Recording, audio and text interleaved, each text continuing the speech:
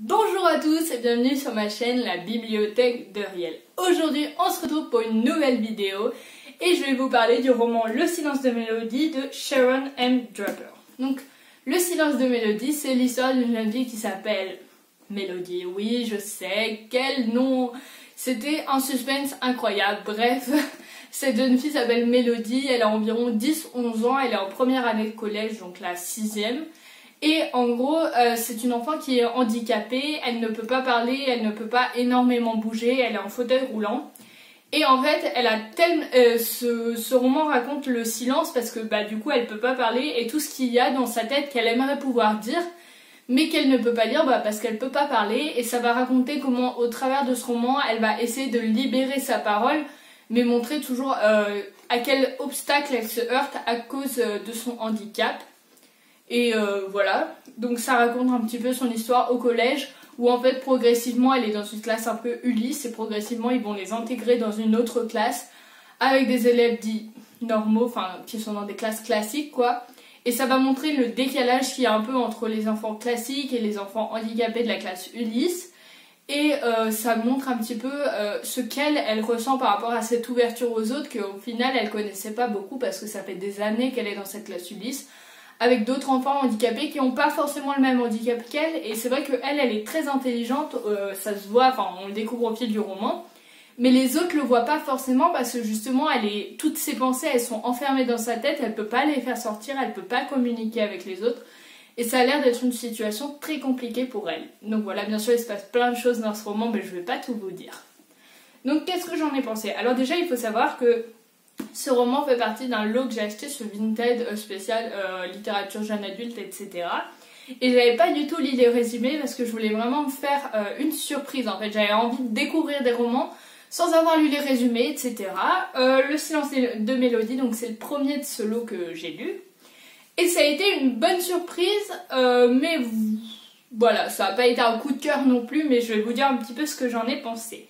Donc déjà, je trouve que la voix de Mélodie qu'on ressent tout au long de ce roman est très... elle est très entraînante, elle nous permet vraiment de comprendre ce qu'elle pense, etc.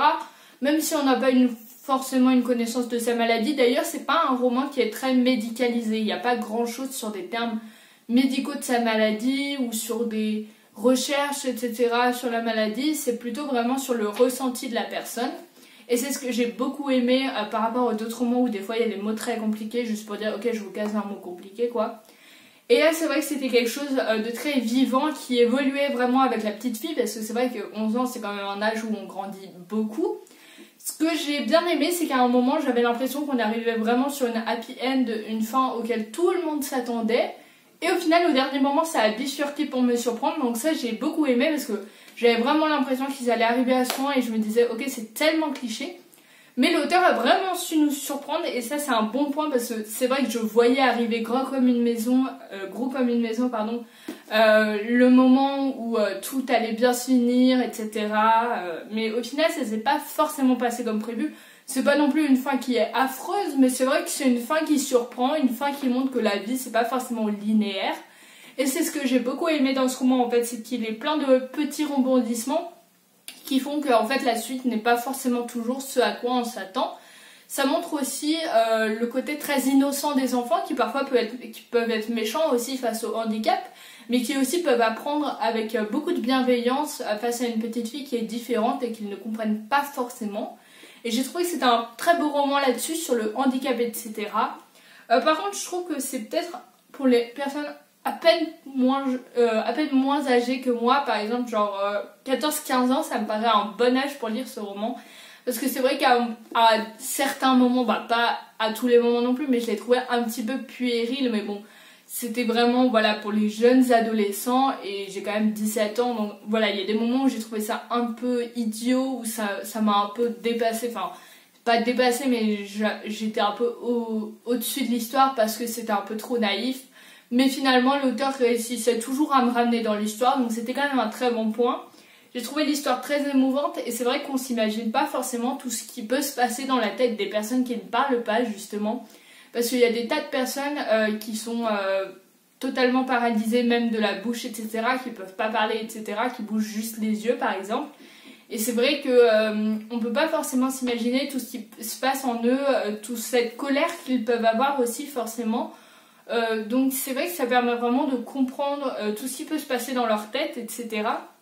Et j'ai trouvé que c'était un super roman là-dessus parce que il n'y a pas énormément de romans qui mettent en scène des personnes handicapées qui ne peuvent pas parler. Parce que c'est vrai que pour écrire un roman, du coup, t'es vachement limité pour les dialogues, etc. Parce qu'il n'y en a pas. Donc c'était vraiment un parti pris de l'auteur de tout faire passer par les pensées du personnage. Et du coup, de ne pas pouvoir du tout la laisser s'exprimer. Mais bon, au fur et à mesure du roman, on découvre qu'elle va évoluer dans sa façon de s'exprimer, qu'elle va apprendre aussi au contact des autres enfants. Mais j'ai trouvé ça très intéressant et c'est un roman que je vous conseille, il se lit très vite, je l'ai lu en 2 jours, il fait même pas 300 pages. C'est vraiment un roman qui se lit facilement, qui est sympa à lire, ça ne sera pas un coup de cœur sûrement, mais c'est très sympa. J'en avais pas du tout beaucoup entendu parler sur Booktube, donc c'est vrai que souvent je parle de livres dont on entend quand même déjà pas mal parler. Donc j'avais envie de vous partager cette petite lecture qui est peut-être un petit peu inconnue. Apparemment ça s'est quand même très bien vendu aux États-Unis, mais en France je crois pas que ça soit tant connu que ça. Donc c'était un livre que j'avais envie de vous partager. C'est pas une lecture incroyable, ça changera pas votre vie, mais ça peut vous faire passer un bon moment de lecture. Donc voilà. Si cette vidéo t'a plu, tu peux penser à t'abonner, à mettre un like, à commenter cette vidéo et à aller voir toutes mes autres vidéos parce qu'il y en a vraiment beaucoup, genre il y en a 30 ou 40. Je sais pas trop au moment où je posterai cette vidéo.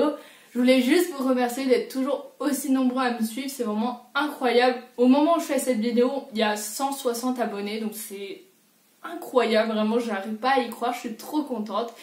Et donc j'ai vraiment envie de continuer à faire cette chaîne YouTube, donc vous allez me retrouver encore pour beaucoup de vidéos. Donc voilà.